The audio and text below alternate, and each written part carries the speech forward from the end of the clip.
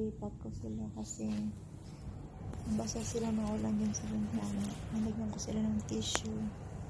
Hindi pa sila nakakalipat kasi sa Bombay dito. Yung balahibo nila. Kamatay ah. 20 pa lang nag-grow. Masasakla talaga naligo. Kasi maliit yung isa eh. Yan. Kinakain nila yung ano lang. Yung itim nila. Paglaban sa dalawa yan, basang-basa sila ng ulan kanina. Nilipat ko sila dyan. Inilagyan ko na ng tissue. Nilinis ko yung ano. Kung naman tinanggal. Ay, inano ko lang, dirnay ko lang. Kasi nanginginig sila sa lamig. Sobrang lakas ng ulan.